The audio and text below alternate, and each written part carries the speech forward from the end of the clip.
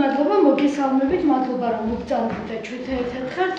დავждები ხო თქვენი ნებართვით და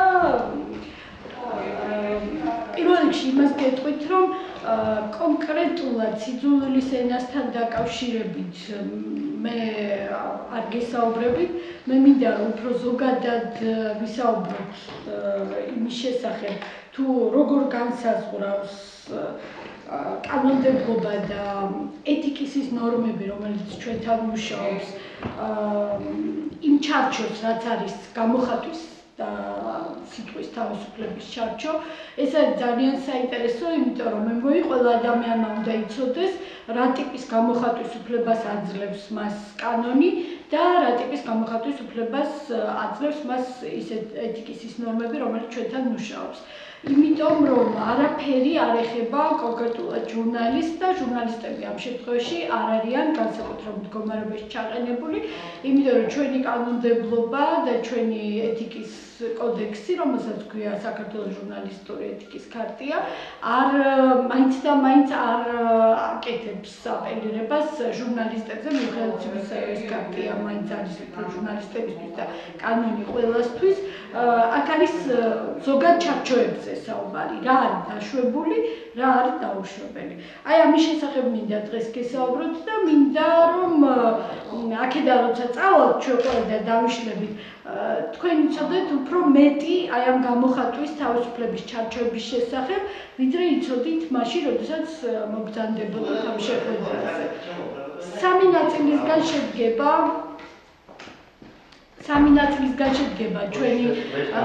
ჩვენი სასაუბრო თემა. ერთი ეს არის კონკრეტულად კანონის ჩარჩო, მეორე ეს არის ეთიკის ჩარჩო და შემდეგ ვისაუბრებთ იმის შესახებ, თუ პრაქტიკულად რა უშლის ხელს იმას, რომ თვითრეგულაციის სისტემებმა იმუშაოს. ესე იგი, თავიდანვე ეს ინტრიგა ჩადებულია, რომ ჩვენთან არსებობს თვითრეგულაციის სისტემები, რომლებიც ერთი მხრივ ეხება ყველას და მეორე მხრივ არსებობს სისტემა, რომელიც ეხება ტელევიზიებს. აი ყველას რომ ვამბობ, ქარტია უფრო მეტად მაინც ბეჭდურ პროდუქტზე არის ორიენტირებული და გეტყვით რატომ. და არც ერთი სისტემა და არც მეორე სისტემა არ მუშაობს. ჩვენ ახლა ძალიან ვართ მოწადინებული, რომ როგორღაც გადავლახოთ ეს დაბრკოლებები, რაც თავის დროზე არის ჩადებული იმაში, რომ მექანიზმები არ ამუშავებდა. ანუ რაღაც შეცდომებია დაშვებული. და ამიტომ ახლა ჩვენ გვინდა რომ გადავლახოთ ეს შეცდომები, გამოვასწოროთ, მაგრამ საზოგადოების ხარდაჭერის გარეშე არ მოხდება არც ერთი და არც მეორე.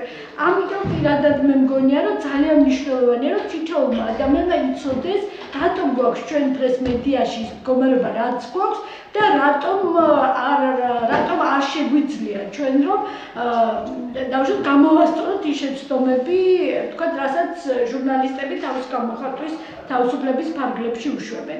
აი ამასთან დაკავშირებით არის ეს ცხრილი, რომელსაც ბოლოს დავუბრუნდები. მაგრამ მანამდე მინდა გითხრათ რამდენიმე სიტყვა მაინც კანონის ჩარჩოს შესახებ, იმიტომ რომ ეს ძალიან მნიშვნელოვანია. კანონი არის ის, რაც ეხება ყველას. და ეთიკა არის ის, რაც ეხება მხოლოდ იმ ადამიანებს, ვინც შეთანხმდება, რომ აი ეს წესები მისთვის არის სახელმძღვანელო წესები. ამიტომ ყოველთვის ყველგან კანონი ეხება გაცილებით მეტ ადამიანს, ვიდრე ეხება ეთიკა. აი მაგალითად, ჩვენ ახლა ვინც ვართ ამ დარბაზში, შეგვიძლია შევიმუშაოთ რაღაც წესები, რომელიც იქნება ჩვენი ქცევის წესები, ჩვენი ეთიკის კოდექსი და ვთქვათ, რომ სანამ ჩვენ ვართ ამ დარბაზში, მანამ პირველი მაგალითად ვუსმენთ ერთმანეთს, მეორე ტელეფონის ზარი გამორთული გვაქვს და ასე შემდეგ. და ეს იქნება ჩვენი ეთიკის კოდექსი და შეგვეხება ჩვენ და შეგვეხება იმ პერიოდში, სანამ ვესწრებით აი ამ შეხვედრას. მაგრამ მოგეხსენებათ, კანონი ესეთი არ არის, ამიტომ პირველ რიგში არის მნიშვნელოვანი, რას უშვებს ჩვენი კანონი. ის კანონი, რომელიც ახლა მოქმედებს საქართველოში, არის სიტყვის და გამოხატვის თავისუფლების შესახებ საქართველოს კანონი და მიღებული არის 2004 წლის ივნისში. ახალი ხელისუფლება როცა მოვიდა ვარდების რევოლუციის შემდეგ, აი ეს კანონი მიიღო იმ ხელისუფლებამ და ერთ-ერთი ყველაზე პროგრესულ კანონად დარჩა მთელი იმ პერიოდის განმავლობაში, რა პერიოდშიც კი ეს ხელისუფლება იყო საქართველოში და მართავდა ამ ქვეყანას.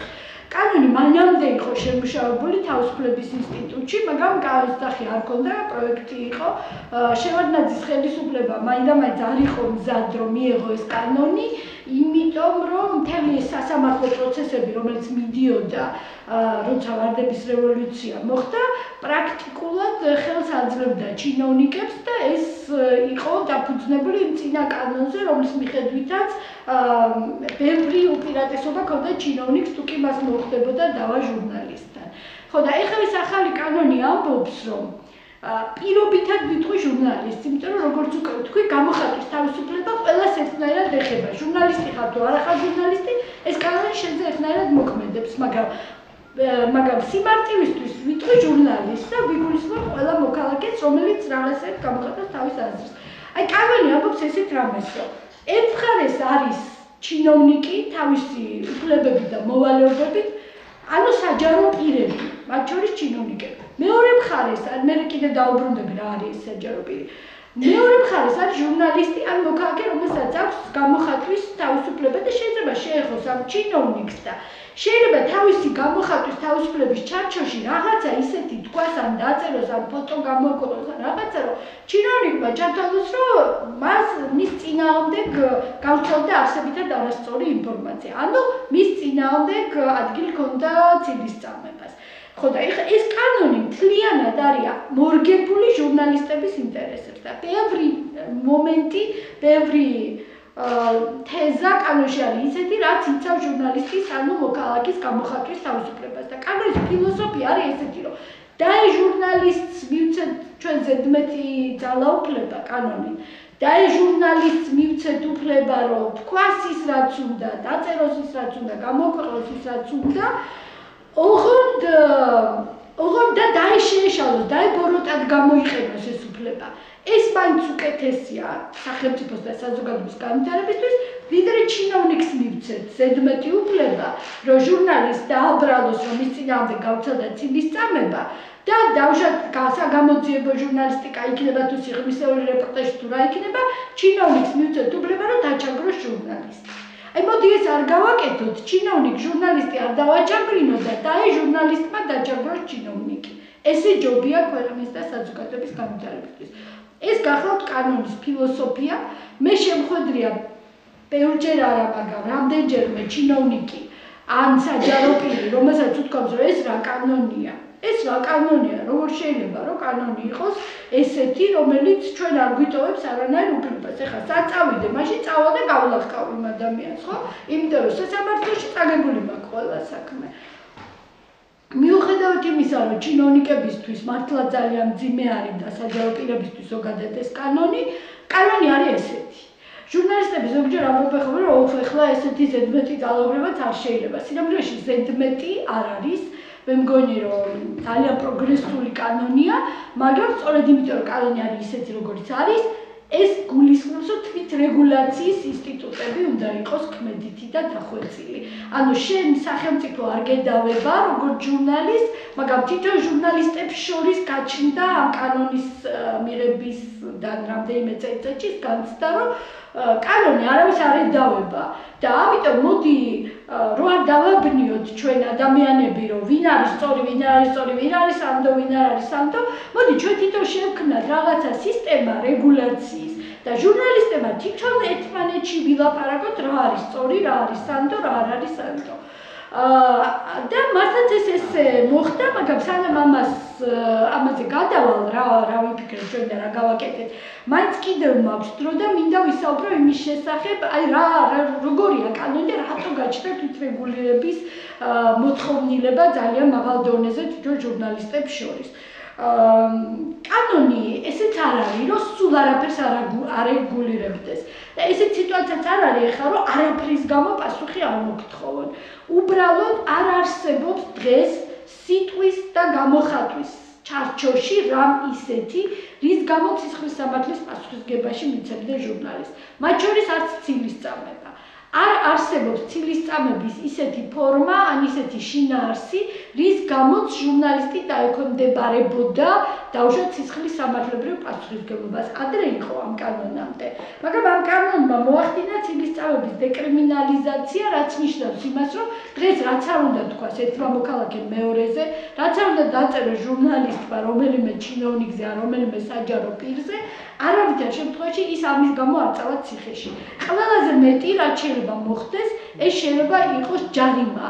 და ისიც კანონში წერია, რომ ეს ჯარიმა უნდა იყოს ძალიან გონივრული ოდენობის. ანუ არ შეიძლება რომ იყოს ჯარიმა ისეთი, რომელიც გააკონტრებს ტელეკომპანიას. ამის პასუხად გეტყვით, რომ მაგალითად ვარდების რევოლუციის წინ იხილებოდა რუსთავიორთან დაკავშირებული საქმე, პირველ ინსტანციაში ეს საქმე იყო უკვე წაგებული, საქმე ეხებოდა რკინიგზის დეპარტამენტის ხელმძღვანელს ჩხაიძეს და მეორე მხრივ იყო ნინო ზურიაშვილი, რომელმაც მოამზადა გადაცემა ჩხაიძეზე. ნუ იქ იყო საუბარი იმაზე, რომ რაღაც კორუფციას ჰქონდა ადგილი რკინიგზაში. ეხლა ამ გამოძიებამ, ზუსტად ამ გამოძიებამ, ამერიკაში აიღო წლის საუკეთესო გამოძიების ჯილდო და პარადოქსია, მაგრამ მეორე მხრივ ჩხაიძემ იჩივლა და იყო სასამართლო განხილვა ზუსტად ამ საქმესთან დაკავშირებით. და პირველ ინსტანციაში რუსთავი ორმა წააგო 1 მილიონი ლარი. 1 მილიონი ლარის წაგება ნიშნავდა იმას, რომ მორჩა ეხლა გაკოტრებული იყო ტელევიზია, ხა ჩხაიძეს თუ 1 მილიონ ლარს გადაუხდიდა ნინო ზურიაშვილი, ნუ არ ვიცი ახლა ეგ როგორ მოხდებოდა. მაგრამ ფაქტი არის, რომ ის კანონმდებლობა იძლეოდა ამის საშუალებას და ეს კანონმდებლობა ამის საშუალებას აღარ იძლევა. როგორც კი ვარდების რევოლუცია მოხდა, ჩხაიძემ იმ წუთას გაიტანა ეს საქმე სასამართლოდან, იმიტომ რომ იქ იყო სააპელაციოში საქმე გაგზავნილი, რუსთავიორმა სააპელაციაში იჩივლა. ხო და მოკეთ ჩხაიძეს აღარ მომდა ამ დავის გაგრძელება. დღეს ვერც ერთი ჩინოვნიკი ვერ გაბედავს და გეტყვით რატომ. იმიტომ რომ ერთი სიახლე, რომელიც შემოიტანა კანონმა, იყო ის, რომ ვერავინ ვერ უჩივლებს, ესე იგი იმგვარად, რომ ციხეში წავიდეს ჟურნალისტი და მეორე მტკიცების ტვისტი დღეს არის მოსარჩელესე. კანონში წერია, რომ თუ მე ვარ ჩინოვნიკი და არ მომეწონა ის, რაც ჩემზე დაწერა ჟურნალისტმა, ან თუ მე ვარ საჯარო პირი და არ მომეწონა ის, რაც ჩემზე დაწერა ჟურნალისტმა, მე უნდა წავიდე ვიჩივლო, მაგრამ მე უნდა ვამტკიცო, რომ ის ინფორმაცია, რაც გავრცელა ჟურნალისტმა, იყო არსებითად არასწორი. გარდა ამისა, უნდა ვამტკიცო, რომ მომადგა მე რაღაც ზარალი. და მესამე კიდე, უნდა ვამტკიცო, რომ ის რაც გავრცელდა ინფორმაცია, გავრცელდა ან იმიტომ, რომ ჟურნალისტმა იცოდა, რომ ეს იყო ცრუ ინფორმაცია, მაგრამ გავრცელა ჩემი სახელის გადაცემად ან პატივისცემის შესალახად, ან გავრცელა იმიტომ, რომ გამოიჩინა ძალიან სერიოზული ზერელი დამოკიდებულება, არ გადაამოწმა ფაქტები და ასე შემდეგ. ან ჩვენს რეალობაში ცილისწამების საქმეებზე სასამართლო დავებს არ აქვს დიდი პერსპექტივა. და რა დავებიც მე ვიცი ცილისწამებასთან დაკავშირებით არც იყო ამ ბოლო წლების განმავლობაში, ყველა მოიგო ჟურნალისტმა, მათ შორის ილია ჩაჩიბაიამ, რომელიც მაგალითად არ გამოირჩევა იმითი, რომ ნუ ვთქვათ რომ ამოწმებს ყველა ინფორმაციას, იქ იყო რაღაც ძალიან სადაო სტატიები, სადაო პუბლიკაციები, მაგრამ მიუხედავად ამისა, კანონზე დაყრდნობით ჟურნალისტს აქვს ძალიან დიდი უპირატესობა სხვების წინაშე. ეხლა აქვე მინდა დავაზუსტო, რომ კიდევ აქვს ერთ რამეს მნიშვნელობა, როცა ცილისწამების საკითხი იხილება, მნიშვნელობა აქვს ვინ ედავება ჟურნალისტს, ედავება საჯარო პირი თუ ედავება კერძო პირი. საჯარო პირი ვინ არის და ვინ არ არის, ამას არკვევს სასამართლო. ჩვენ ახლა ვერ ვიტყვით, რომ რომელიღაცა პირი არის თუ არა საჯარო პირი. თუმცა სამნაირი განსაზღვრება აქვს და დაახლოებით შეგვიძლია მივხვდეთ, ვინ არის საჯარო პირი და ვინ არა, მაგრამ საბოლოოდ ამას მაინც ამბობს სასამართლო. საჯარო პირები არიან ის ადამიანები, რომლებიც ავსებენ ეგრეთ წოდებულ ანტიკორუფციულ დეკლარაციებს. ეს არიან პარლამენტის წევრები, მინისტრები, მაგალითად ამდეობის პირები. მოგეთ, ყველა ვინც ავსებს ამ ანტიკორუფციულ დეკლარაციას, პირდაპირ არის საჯარო პირი, ეს შეგვიძლია ვთქვათ, წერია ესე პირდაპირ კანონში. არის მეორე კატეგორია კიდე, რომლებიც სავარაუდოდ იქნებიან აღიარებული როგორც საჯარო პირები სასამართლოს მიერ, თუ მსგავსი განხილვა იქნა. ესე არიან ის ადამიანები, რომლებიც არიან იმდენად ცნობილი ადამიანები, რომ თავისი საჯარო გამოსვლებით შეუძლიათ მოახდინონ ზეგავლენა საზოგადოებრივი აზრის ჩამოყალიბებაზე, მათ შორის ჟურნალისტები მაგალითად, როგორც ალბათ რო წავიდეს დავა, აღიარებული იქნებიან სასამართლოს მიერ საჯარო პირებად. ასევე სხვა ადამიანები, რომლებიც არიან ცნობილი ადამიანები, კანონი ამბობს, რომ თუ კი ოდნავი საშუალება არსებობს, რომ პირი აღიაროს საჯარო პირად, ის უნდა აღიარო. აი ცოტა მაინც თუ გავლენას ახდენს საზოგადოების რაღაც ნაწილზე, უნდა თქვა, რომ ეს არის საჯარო პირი. და მესამე კატეგორია ეს არის ადამიანები, რომლებიც ზოგადად არ არიან ცნობილი ადამიანები, მაგრამ თავისი ცხოვრების გარკვეულ პერიოდში რაღაცა ქმედებასთან დაკავშირებით მოექცნენ საზოგადოების ყურადღების ცენტრში. მაგალითად იგივე ის ადამიანები, რომლებიც აი ჯეო ბარში, ჯეო სტარში და ესეთ რაღაცა რეალიტი შოუებში და სხვადასხვა გადაცემაში არიან მონაწილეობენ და გარკვეულ პერიოდში არიან საზოგადოების ყურადღების ცენტრში, აი იმ პერიოდში, როდესაც მათ საზოგადოების დიდი ნაწილი იცნობს, ეხლა შეიძლება გვარებით აღარ გვახსოვს ძველების და ამიტომ ისინი არ იქნებიან როგორც წესი, არ უნდა იყვნენ აღიარებული საჯარო პირებად, მაგრამ აი ამ მომენტში ვინც არის პოპულარული, ის ადამიანები იქნებიან აღიარებული როგორც საჯარო პირები. ეხლა რატო არის ეს მნიშვნელოვანი? აი საჯარო პირთან ჟურნალისტს აქვს ძალიან დიდი უპირატესობა. საჯარო პირთან დავის დროს და ამიტომ ამბობს კანონი, რომ აი თუ კი ოდნავ შეიძლება რომ საჯარო პირი იყოს, უნდა იყოს საჯარო პირი და ჟურნალისტს უნდა მიენიჭოს უპირატესობა.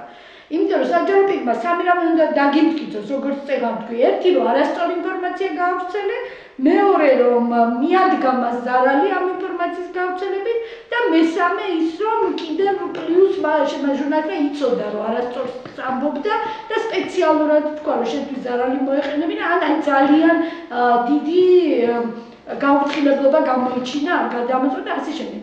თუ კერძო პირთან აგვაქვს საქმე, კერძო პირს ამდენი რაღაცის მტკიცება არ ჭირდება. ჟურნალისტი მაინც უპირატეს მდგომარეობაშია, მაგრამ აი პატარა ნიუანსია, რაც კერძო პირს უკეთეს მდგომარეობაში აყენებს ვიდრე საჯაროს. მაგალითად ჩვენ ვწერთ ვიღაცაზე, ვინც არ არის ცნობილი ადამიანი, ხო? არანაირად ის არ არის საჯარო პირი. და რაღაცნაირად მოგვინდა რომ რაღაცა დაგვეწერა მის შესახებ. ამ ადამიანმა უნდა გვიმტკიცოს სასამართლოში, რომ ჩვენ მის შესახებ გავავრცელეთ არასწორი ინფორმაცია, არსებითად არასწორი ინფორმაცია და მეორე, რომ მას მიადგა ზარალი. მესამე პუნქტს ის აღარ გვიმტკიცებს, ჩვენ ვიცოდით რომ ტყუილი იყო თუ არ იყო, ეს ეხება მარტო საჯაროს. კერძო პირი თუ დაგვიმტკიცა რომ არასწორი ინფორმაცია გავავრცელეთ და მიადგა ზარალი, მორჩა. ჩვენ ამ შემთხვევაში პასუხს ვაგებთ, მაგრამ არ დაგავსვათ პასუხს ვაგებთ ჯარიმით, როგორც წესი მედია ორგანიზაცია აგებს პასუხს და არა ჟურნალისტი და ეს ჯარიმაც უნდა იყოს გონივრული ოდენობით. აი ეს არის დაახლოებით ის, რაც ეხება ცილის წამებას, ანუ კანონი არეგულირებს ცილის წამებას, რომ შეიძლება სასამართლო გაგამტყუნოს თუ შენ ცილი დასწამე ვინმე, მაგრამ ძალიან ძნელია რომ გაგამტყუნოს. აი ბევრი რაღაცა უნდა მოხდეს, რომ დაგიმტკიცონ, რომ შეხარ დამნაშავე და დაგაკისრონ ჯარიმა. აი ეს არის ერთი, რაც რეგულირდება კანონით, მეორე, რაც ასევე რეგულირდება კანონით, არის უხამსობა. ანუ ვიღაცა, ვისაც ქონდა უხამსი გამოხატვა, შეიძლება დაისაჯოს სასამართლოს მიერ ისევ ჯარიმით. ეხლა რა არის უხამსი გამოხატვა? ეს არის ძალიან საინტერესო თემა. იმიტომ რომ კანონი განმარტავს რა არის უხამსობა და ისევ სასამართლომ უნდა დაადგინოს თუ იქნება დავა, იყო თუ არა ეს გამოხატვა უხამსი გამოხატვა. უხამსობა კანონი ამბობს, რომ არის განცხადება, ანუ გამოხატვა. შეიძლება ეს იყოს წერილობითი რამ, შეიძლება იყოს ქცევა და მე ძალიან ცნობილ შემთხვევას კი ამბობ. განცხადება, რომელსაც არ აქვს პოლიტიკური, კულტურული, საგანმანათლებლო ან სამეცნიერო ღირებულება და უხეშად გლახავს საზოგადოებაში საყოველთაოდ დამკვიდრებულ ეთიკურ ნორმებს. ყველა სიტყვა არის მნიშვნელოვანი. იმიტომ რომ თუ კი რაღაც გამოხატვა იყო და დაამტკიცებს გამოხატვის ავტორი, რომ მე შეურაცხყოფა კი არ მინდოდა არავისი, უბრალოდ ეს გავაკეთე, იმიტომ რომ ამას ჰქონდა კულტურული ღირებულება, ან ამას ჰქონდა პოლიტიკური ღირებულება, ან საგანმანათლებლო, ან სამეცნიერო. მორჩა დამთავრებულია უკვე. ის ადამიანი თავის გამოხატვის გამო ვერ დაისჯება. ან თუ ეს ადამიანი დაამტკიცებს, რომ მას ჰქონდა რაღაც გამოხატვა, რომელმაც დაარღვია რაღაც ეთიკური ნორმები, მაგრამ ეს ეთიკური ნორმები არ იყო საყოველთაოდ დამკვიდრებული. აი რაღაც პატარა ჯგუფისთვის დაარღვია ეთიკური ნორმა, მაგრამ საყოველთაოდ მიღებული ეთიკური ნორმა არ დაურღვევია. ამ შემთხვევაში სასამართლო არის ვალდებული გაამართლოს ესეთი გამოხატვის პატრონი. ან ავტორი. მაგალითად, მინდა გიამბოთ ერთი გახმაურებული შემთხვევა. ბევრი წლის წინ მაშინ სოზარ სუბარი ახლად არჩეული იყო სახალხო დამცველად. მოხდა ესეთი რამ, რომ ქარვასლაში იყო პერფორმანსი და იქ მივიდნენ ახალგაზრდები, სამხატვრო აკადემიის სტუდენტები და თქვენს რომ ჩვენც გვინდაო რომ რაღაც წარმოვადგინოთ და რაღაცნაირად ისე მოხდა რომ მიცეს უფლება რომ წარმოედგინათ ისის წარმოდგენაც უნდა, მაგრამ მეთქობა ან ძალიან ალბათ არ ჩაეკითხნენ რაში გამოიხატება ეს თქვენი პერფორმანსი, ან შეიძლება არ ვიცი ბოლომდე არ უთხრეს მოკეთ ეს დეტალები აღარ ვიცი ხა როგორ იყო, მაგრამ ფაქტი არის რომ სტუდენტებს ჰქონდათ ეს გამოხატვა, მიიტანეს უნიტაზი, მიიტანეს ბიბლია და დაждდა უნიტაზზე ერთი ადამიანი და ხევდა ბიბლიიდან ფურცელს, გეჭავდა და აგდებდა გვერდზე. ხო და ისეთი აღშფოთება გამოიწვია და ამ სტრესაზოგადოების ამ ამბავმა, რომ ამათ ხო ეს უნიტაზი ლამის თავზე გადაამტვრიეს, გამოყარეს იქიდან და შემდეგ ქარვასლის ხელმძღვანელობა ძალიან დიდი პრობლემები შეექმნა იმის გამო, რომ საზოგადოებამ, რომელიც ესწრებოდა ამ პერფორმანსს, ჩათვალა, რომ ძალიან მკვეთრად შეელახა მათი ეთიკური ნორმები და მოხდა ისეთი რამ, იქ რაც არ შეიძლებოდა რომ საზოგადოებრივ ადგილას მოხდარიყო. ძალიან საინტერესო იქნებოდა რომ გაახილულიყო სასამართლოში ეს საკითხი, იმიტომ რომ სწორედ იქნებოდა დავა ამაზე იყო თუ არა უხამსობა ის გამოხატვა, რაც ჰქონდა ადგილი ამ ქარვასლაში. ახალგაზრდები ამბობდნენ რომ ეს არ იყო უხამსობა, იმიტომ რომ მათ ამ გამოხატვით არ სურდათ რომ ვინმესთვის მიეყენებინათ შეურაცხყოფა, ისინი ამ გამოხატვით ცდილობდნენ რომ საზოგადოება რაღაცნაირად შეჯანჯღარებინათ, იმიტომ რომ საზოგადოებას დაინახა რომ მათი ხედვით საპატრიარქო უკეთებს ამას ბიბლიას, რაც მათ გამოხატეს. ეს იყო არა მათი დამოკიდებულება ბიბლიის მიმართ, არამედ მათი ხედვა როგორ ექცევა საპატრიარქო ბიბლიას და საზოგადოების გამოსაფხიზლებლად მათ უნდათ რომ სწორედ ესეთი მკვეთრი გამოხატვა განეხორციელებინათ, ანუ ეჩვენებინათ საზოგადოებისთვის ის, რაც იქნებოდა შოკის მომგვრელი. რა თქმა უნდა, კანონი უშუალებს, რომ ზოგიერთი გამოხატვა შეიძლება იყოს შოკის მომგვრელი, მაგრამ ამან არ დაარღვიოს საზოგადოებაში საყოველთაოდ დამკვიდრებული ეთიკური ნორმები, თუ კი ამ გამოხატვას აქვს ან პოლიტიკური, ან კულტურული, ან საგანმანათლებლო, ან სამეცნიერო ღირებულება. ახლა ისინი ამბობდნენ, რომ ამას აქვს კულტურული ღირებულება. გნებავთ რაღაცა კიბატონი.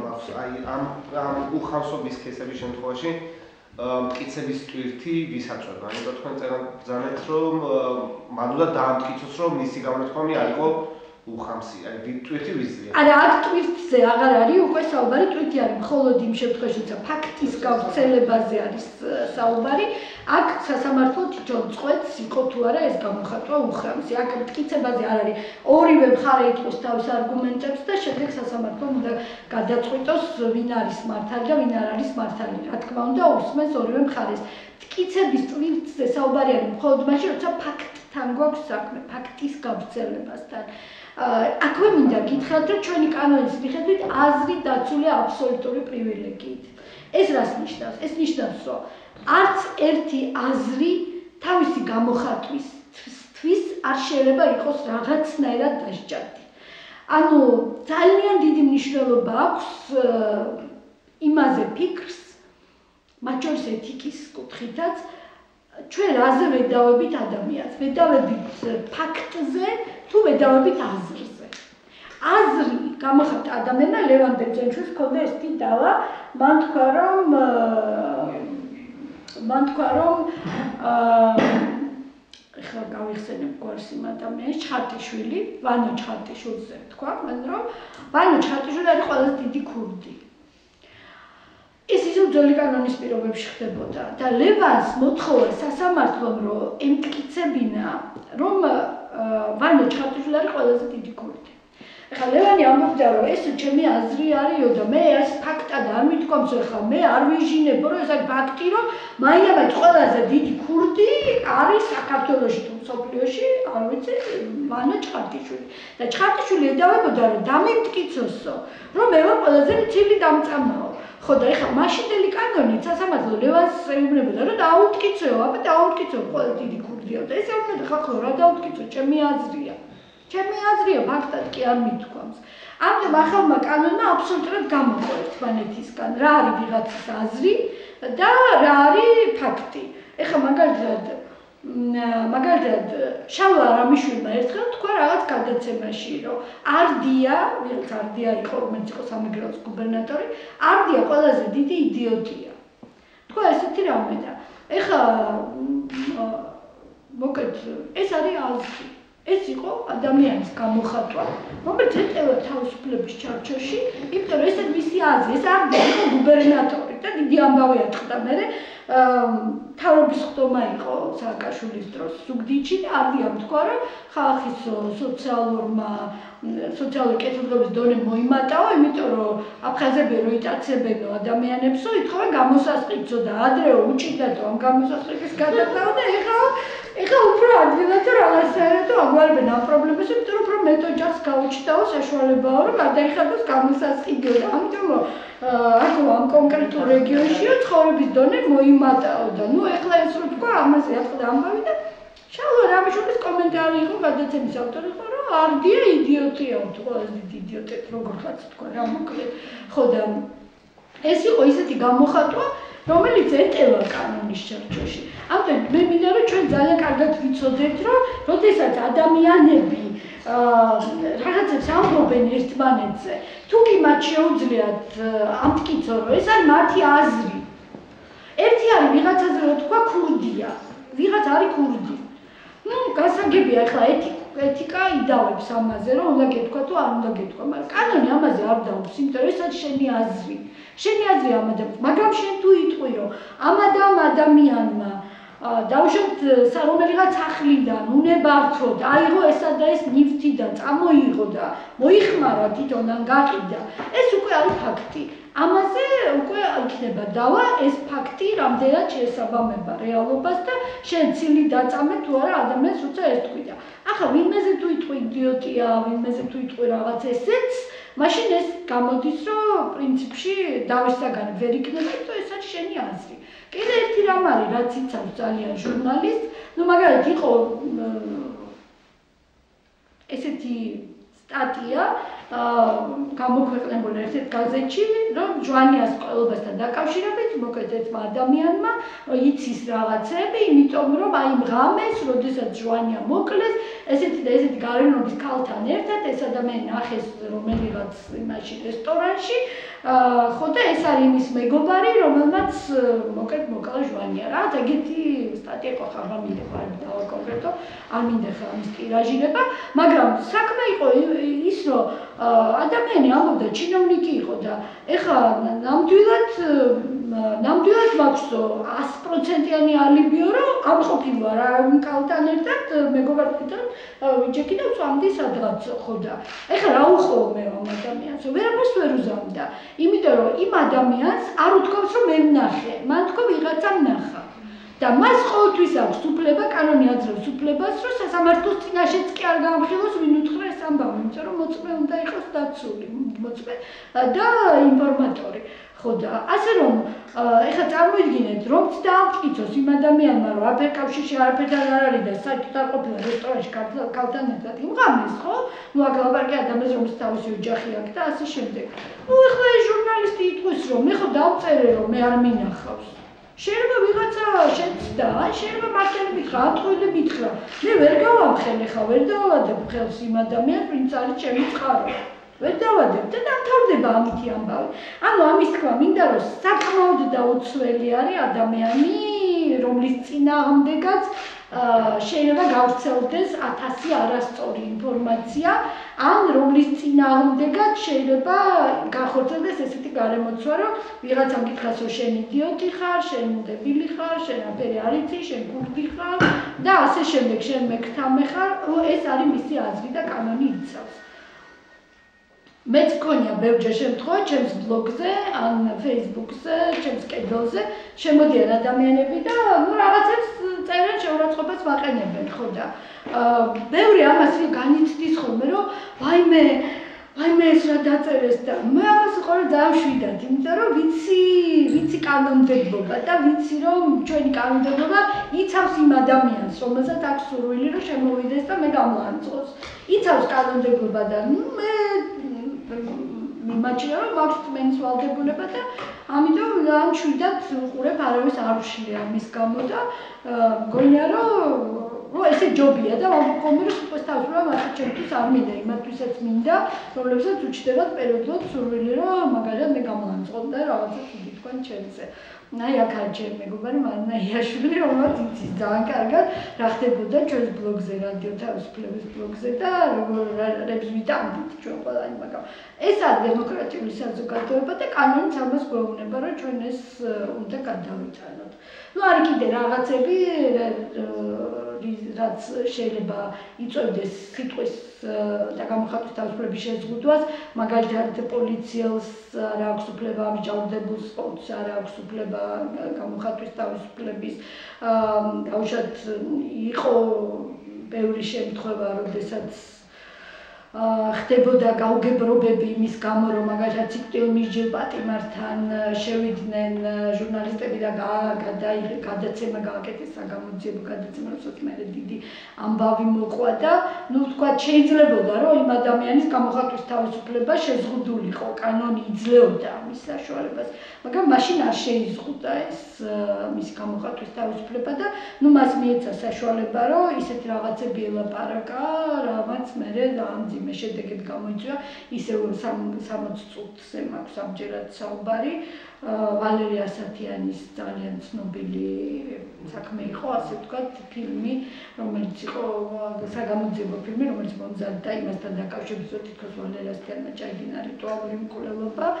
სწორედ ეს იყო პირველი საქმე, რომელიც წააგო სასამართლოში რუსთავიორმა და წააგო სწორედ აი 60 წუთმა და 60 წუთის წინამდე ვერ ბედავდნენ სასამართლოს გამამტყუნებელი განაჩენების გამოტანას, იმიტომ რომ ძალიან პოპულარული იყო მაშინ 60 წუთი და აი ეს იყო პირველი საქმე, რასაც გამოიტანეს გამამტყუნებელი განაჩენი და მერე წავიდა გამამტყუნებელი განაჩენების სერია, რითიც სწორედ რაც სრულდებოდა აი 1 მილიონით, რომელიც აკაკ-ჩხაიძისთვის უნდა გადაეხადა ნინო ზურიაშვილს და მთელი ეს კასკადი წაგებული საქმების დაიწყო სწორედ ამ საქმით, როდესაც სიკვდილმისჯილ პატიმარს არ შეეზღუდა გამოხატვის თავისუფლება, რაც იქნებოდა კანონიერი, რომ შეზღუდოდა და შეიძლება შეზღუდოს, შეიძლება არ შეზღუდოს. მას არ შეზღუდა და მოკეთ აქედან დაიწყო მერე 60 წუთის უბედურებები, ასე ვთქვათ, სასამართლო განხილვების კუთხით.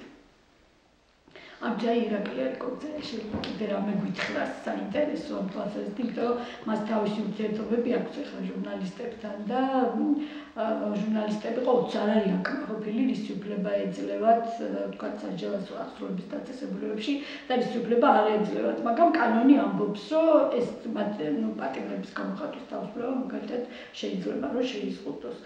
ეხლა დავამთავრებ საუბარს ამ თემაზე, რის უფლებას გვაძლევს და რის უფლებას არ გვაძლევს კანონი. უნდა დავიმახსოვროთ ორადორი რამე, რომ აზრი არის დაცული აბსოლუტური პრივილეგიით და არავინ არ შეიძლება დაისაჯოს აზრის გამოხატვის გამო და მეორე, რომ კანონი არის ისეთი, რომელიც ყველა შემთხვევაში ანიჭებს ჟურნალისტს უპირატესობას ჩინოვნიკების წინააღმდეგ და ამის გამო ჟურნალისტს ეძლევა საშუალება, რომ კანონის მიხედვით ეძლევა საშუალება, რომ თქვა ცილიც დასწავლოს ვინმეს, ტყუილიც თქვა გადამოწმებელი ინფორმაციაც გავრცელოს და ასე შემდეგ, მაგრამ ამის გამო ის არ დაიჯება, ან ძალიან მცირედად დაიჯება. ეხლა გადავდივარ უკვე თვითრეგულირებაზე, ეს არის ძალიან მნიშვნელოვანი. სწორედ ამ კანონმა და მე ამით დავიწყე, კანონმა, რომელიც იძლეოდა ძალიან დიდ თავისუფლებას გამოხატვისას და იძლევა დღემდე ძალიან ლიბერალური კანონი არის, გამოიწვია ის, რომ თითო ჟურნალისტებმა თქვეს, რომ მოკეთ მოდი რაღაცა შევქმნათ ისეთი ავტორიტეტული ორგანო, რომელიც დავის შემთხვევაში იტყვის, რომ სასამართლოში კი არ გაიქცევენ და მე მოვლენ და იტყვიან აქ, რომ აბა მოდით გავარჩიოთ თვითონ ჟურნალისტებმა თქვით. ეხლა ეს ადამიანი ამას რო წერს სანდოა, ეს სწორია, რაც ეს ადამიანი აკეთებს. და სწორედ იმიტომ რომ აი როგორ გითხრათ თეთრი და შავი იყრებოდა ერთ ტომარაში, იმიტომ რომ კანონი ყველას ათავისუფლებდა პასუხისმგებლობისგან, თვითონ ჟურნალისტებისგან წამოვიდა ეს იდეა, რომ მოდი თვითრეგულაციის რაღაც სისტემა შევქმნათ. და მოდი ესე ვთქვათ, რომ აი თუ კანონი იძლევა აბსოლუტურ თავისუფლებას, თითქმის, ხო? მოდი ჩვენ ვთქვათ, რომ აი ჩვენ შევიზღუდავთ თავს რაღაცით. კანონი კი მაძლევს უფლებას, რომ ტყუილი ვთქვა. მაგრამ მოდი აი ჩვენ დავწეროთ და ხელი მოვაწეროთ, რომ ტყუილს არ ვიტყვით არასდროს. აი კანონი კი მაძლევს უფლებას, რომ ვიღაცა შეურაცხყოფა მივაყენო, მაგრამ მოდი დავწეროთ, რომ არ მივაყენებ არავის შეურაცხყოფას და ვინც ამაზე ხელს მოგვიწერს, იმისთვის ეს იქნება კანონი. ანუ უფრო შეზღუდული იქნება ის შესაძლებლობები, რაც ჩვენ უნდა გავაკეთოთ და მეტ პასუხისმგებლობა ავიღოთ საზოგადოებასთან. საზოგადოება მიცოდეს, რომ მე თუ ხელი მოვაწერე, რომ ტყუილს არ ვიტყვი, მაგრამ მაინც თქვი ტყუილი, ხო, წავიდეს და მე ვისაც ვენდობი, იმ ხალხს კითხოს, რომ სწორია თუ არა ის, რაც მე გავაკეთე. ან თვითრეგულირების მთელი არსი არის ეს და ეთიკის არსი არის, პროფესიული ეთიკის არსი არის ეს, რომ წესით და რიგით ეს უნდა ეხებოდეს მხოლოდ იმას, ვინც შემოვა ამ ერთობაში, ვინც ჩამოწერს რაღაცა წესებს და მე ამ წესებს მოაწერს ხელს. აი ამათთვის არის ეს ეთიკა. და ჩვენ დავიწყეთ რეგიონულ ჟურნალისტებთან ერთად, რომლებიც ძალიან პასუხისმგებლობით ეკიდებოდნენ თავის ფუნქციებს ბევრი მიზეზის გამო. მე შემიძლია ამ მიზეზებზე თვითლაპარაკოთ და გაინტერესებ. მათ თქვეს, რომ მოდი აი შევქმნათ რაღაცა ეთიკის კოდექსი, მოვაწეროთ ხელი, შევქმნათ თვითრეგულაციის კომისია, ასე ვთქვათ, საბჭო და ავიღოთ პასუხისმგებლობა საზოგადოების წინაშე ამ კანონის პირობებში. ბევრი ვიმუშავეთ, თუ ცოტა ვიმუშავეთ, მართლაც ისე მოხდა, რომ თავიდან ევროსაბჭო მოგვეხმარა, ვთქვათ, ამ პროცესის დაწყებაში და მე ომი იყო 2008 წელს და მიგვატოვეს, ასე ვთქვათ, მაგრამ იმდენად დიდი იყო შინაგანი мотиваცია, რომ დავდიოდით რეგიონებში და ეხლა მე ვგულისხმობ იმ ორგანიზაციას, რომელსაც მე წარმოვადგენ, სამოქალაქო განვითარების ინსტიტუტს, ჩვენ გვქონდა სხვადასხვა რეგიონული პროექტი და აი რომ დავამთავრებდით ყველაფერს, მე რჩებოდით და გვიანობამდე ვმუშაობდით იმაზე, თუ როგორი უნდა იყოს ის დოკუმენტი, რომელსაც ჩვენ შევქმნით, მოკლედ ძალიან იყო ჟურნალისტები დაინტერესებული და ყოველგვარი პროექტების და ანაზღაურების გარეშე ჩვენ ის გავაკეთეთ და მივიყვანეთ ბოლომდე. ყველა სიტყვა იყო ყველასთან შეთანხმებული ბოლოს, აი ძალიან ბევრი ვიმუშავეთ და 2009 წლის ბოლოს, როგორც იქნა, დავწერეთ 12 თუ რამდენი პუნქტია, 11 პუნქტიანი ქარტია, ჟურნალისტური ეთიკის ქარტია, რომელზეც თქვით, რომ აი ეს არის ჩვენი კანონი. კანონი დიდია, ფართოა, ბევრ უფლებებს გვაძლევს, მაგრამ ჩვენ ვიზღუდავთ თავს თვითონ, თვითცენზურით. და აი ამის იქით არ გამოვთ. ეს არის ჩვენი ჩარჩო. საკმაოდ ზოგადი ჩარჩოა. და ეხლა მე თქვენ გეტყვით, რომ ყველაზე მნიშვნელოვანი აქ არის პირველი პუნქტი, რომლის მიხედვითაც ბევრი დავა არიხულმეს მასში ქარტიის საბჭოში. ქარტიის საბჭოც არის ჩვენი არჩეული, ყოველ წელიწად 3 ახალი წევრი შედის და 2 წევრი გამოდის. ამ ძალიან მობილური საბჭოა, ყველას აქვს საშუალება რომ მოხვდეს ამ საბჭოში და გახდეს წევრი. ისინი იხილავენ ყველა განაცხადს, რომელიც შედის რომელიმე ჟურნალისტის წინააღმდეგ და ძალიან საინტერესო, რომ ბევრი საქმე შედის სწორედ ამ პირველი პუნქტის დარღვევით. ნახეთ რა წერია პირველ პუნქტში. ჟურნალისტმა პატივი უნდა სცეს სიმართლეს და საზოგადოების უფლებას მიიღოს ზუსტი ინფორმაცია. არც ბალანსი არის სადმე ნახსენები ამ ქარტიაში. არც ობიექტურობა არ არის ნახსენები და არავით არის სხვა ტერმინი გარდა ამისა. ჟურნალისტმა პატივი უნდა სცეს სიმართლეს და საზოგადოების უფლებას მიიღოს ზუსტი ინფორმაცია. ეხლა ეს ამ ეთიკის კოდექსის საბოლოო ვერსიაზე მუშაობისას დაგვეხმარნენ ბრიტანელები. ბრიტანეთი იცით თქვენ, რომ ეს არის ის ქვეყანა, რომელშიც ეთიკური ჟურნალისტიკა არის ყველაზე დიდად პატივდებული, ასე ვთქვათ, სამშობლო ქვეყანა არის ჟურნალისტური ეთიკის და ამიტომ ბრიტანელებმა იციან ძალიან კარგად რა სინამდვილეში რას უნდა ემყარებოდეს ეთიკა. და ისინი ამბობენ ესეთ რამეს, რომ თავარი არის რა, თავარი ის კი არა რომ ჟურნალის შეცდომა არ მოუვიდეს, შეცდომა შეიძლება ყველამ დაუშვას. თავარი არის რომ ჟურნალისტმა ყველაფერი უნდა იღონოს იმისთვის, რომ ის ინფორმაცია ინფორმაცია, რასაც გაავრცელის, იყოს სიმართლე და ინფორმაცია იყოს ზუსტი. თუ მე ქართიის საბჭოს წინაშე დავამტკიცე, რომ მე ვიღონე ყველაფერი, მაგრამ მაინც ვერ მივახცე ჭეშმარიტებას, მაინც დაუშვი შეცდომა რაღაც ობიექტური მიზეზების გამო, ხო? მე ქართიის საბჭო არასოდეს არ დამადანაშაულებს პირველი პუნქტის დარღვევაში. ამიტომ ჟურნალისტს რა ევალება, რომ ყველაფერი იღონოს იმისთვის, რომ დაამტკიცოს, რომ აი მე პატივი ვეცი საზოგადოების უფლებას, რომ ჩემგან სიმართლე გაიგო და ზუსტი ინფორმაცია მიიღო. მე პატივი ვეცი, იმიტომ რომ მე ყველაფერი გავაკეთე. პირველი საქმე, ერთ-ერთი პირველი იყო, თუ მთლად პირველი იყო, ზუსტად არ მახსოვს, იყო მოდელირებული ქრონიკა. და მოდელირებული ქრონიკის საქმე როგორი ხილებოდა? ძალიან დიდი მიმოწერა იყო და სკაიპით ჩართობი და მთელი ამბები იყო ნათია კობერიძესთან. და რას არ ყოფდა საბჭო? საბჭო იმას კი არ ყოფდა, ეხლა ნათია კობერიძემ სიმართლე თქვა თუ არა და ზუსტი ინფორმაცია გაავრცელა თუ არა. ეს ხო უკვე ცხადი იყო, რომ მან არ თქვა სიმართლე და მან არ გაავრცელა ზუსტი ინფორმაცია. სადაო არაფერი არ იყო. აი რა იყო სადაო. ნათია კობერიძემ პატივისცა თუ არა საზოგადოების უფლებას, რომ ასწოდნოდა სიმართლე და მიიღო ზუსტი ინფორმაცია. პატივისცა თუ არა, რა გააკეთა იმისთვის, რომ ეს არ მომხდარიყო. და ნათია ზუსტად ამას ეკითხებოდა, რომ შენი პასუხისმგებლობა რა იყო? შენ რა შეგეძლო რომ გაგეკეთები და შენ თუ არ იცოდი თუ არ იცოდი რომ ის იქნებოდა უთითროდ, რაც გავიდა ეთერში. როდის გაიგე რომ უთითროდ იყო? როცა დაინახე რომ უთითროდ იყო 9 საათიანი სიუჟეტი. შეგეძლო თუ არა რომ გასულიყავი გვერდზე ოთახში და მოგეთხოვა რომ ტიტრი დაედოთ ამისთვის. შეგქონდა თუ არა წინასწარ ინფორმაცია რომ შეიძლება საზოგადოება შეგეყვანას შეცდომაში და შეიძლება გამოგეწვია პანიკა. შენი პირადი პასუხისმგებლობა რა იყო? პატივი სადეცი საზოგადოების უფლებას, რომ არ მომხდარიყო ის რაც მოხდა. ამაზე ედავებოდნენ და არა იმაზე, რომ თქვა სიმართლე იყო თუ არა ის რაც მოდელირებულ ქრონიკაში გავიდა. ასე რომ იცოდეთ, რომ თვითრეგულირებაზე როცა არის საუბარი, ჟურნალისტს ევალება ერთადერთი რაღაცა, რომ პატივისცეს საზოგადოების უფლებას, რომ მან გაიგოს სიმართლე და მიიღოს ზუსტი ინფორმაცია. და არა ის, რომ აინავაც გაუშვას დაბალანსებული სიუჟეტები, ობიექტური ინფორმაცია და ასე შემდეგ. ობიექტური, ბრიტანელები ესე ამბობენ, ობიექტური ინფორმაცია არ არსებობს. ვიღაცისთვის არის ობიექტური, არის ზუსტად იგივე ინფორმაცია, ვიღაცისთვის არის სუბიექტური. ამიტომ შენ ეს არ გევალება. შემდეგი პუნქტი არის ესეთი. დაუშვებელია ჟურნალისტის იძულება პროფესიული საქმიანობისას მოიქცეს ან აზრი გამოხატოს საკუთარი სინდისის წინააღმდეგ.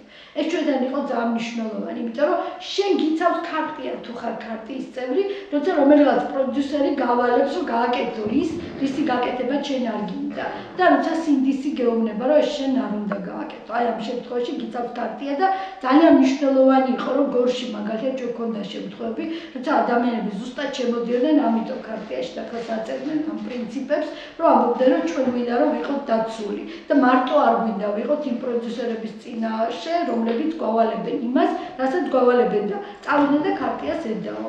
როცა ჩვენ მის გაკეთებას არ ვიტყვით თანხმობას, რაც არ მიგვაჩნია სწორად.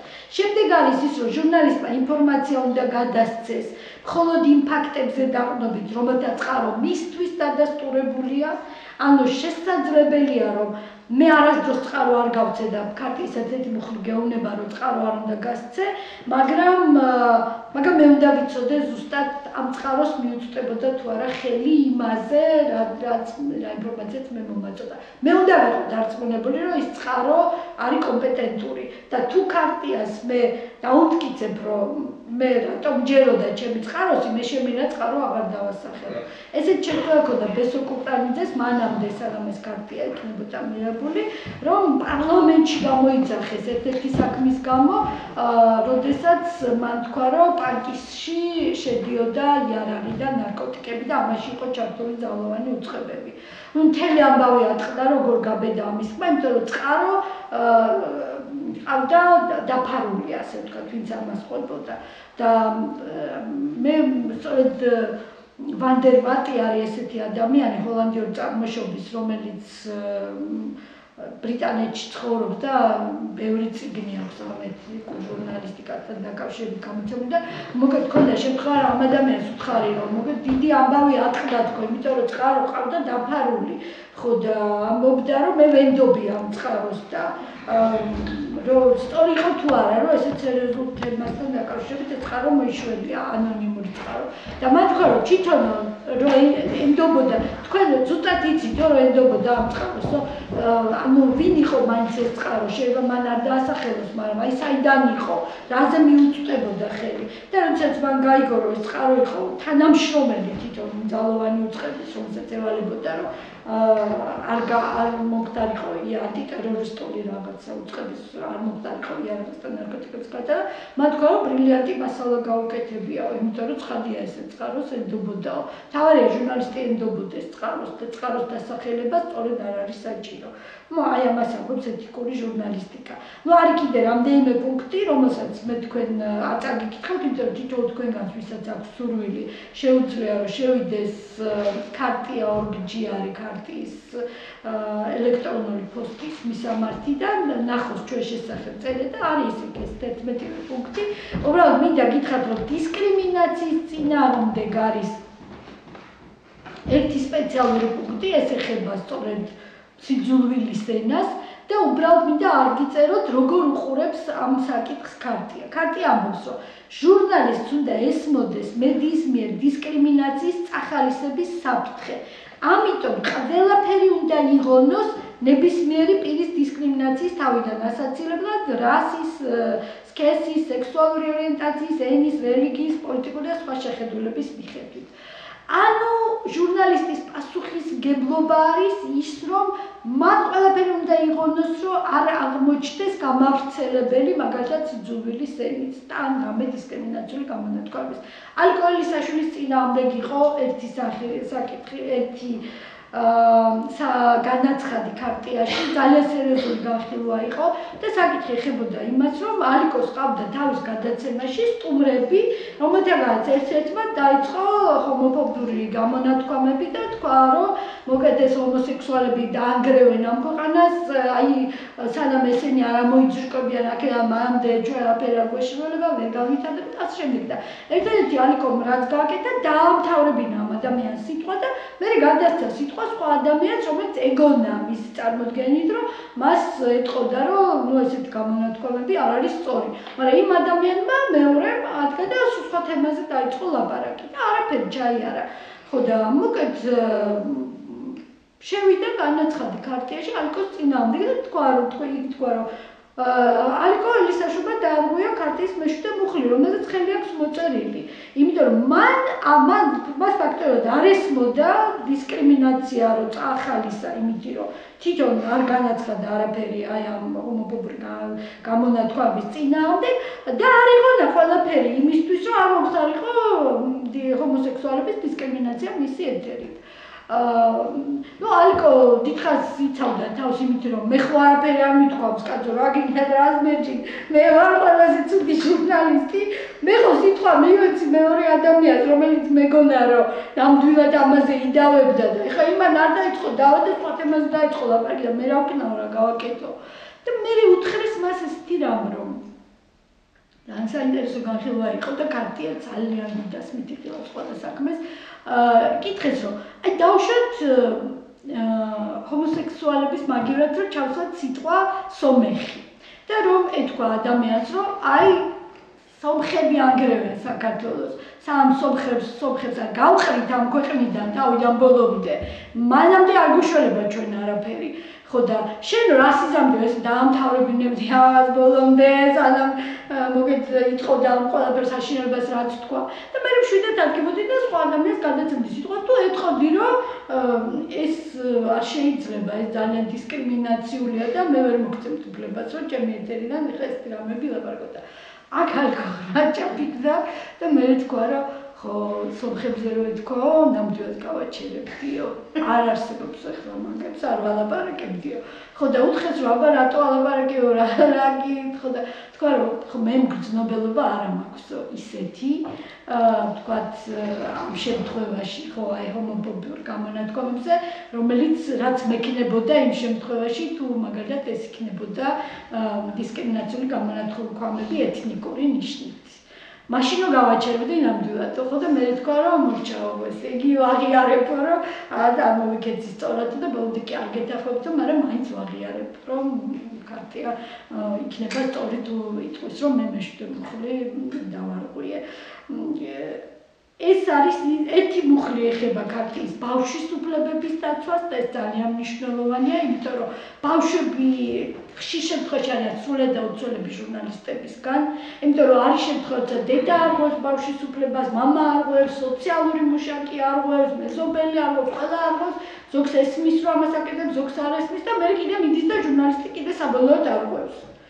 ხო და ამიტომ ძალიან ყველაზე ერთ-ერთი კიბნეული თემა არის ბავშვის უფლებების საკითხი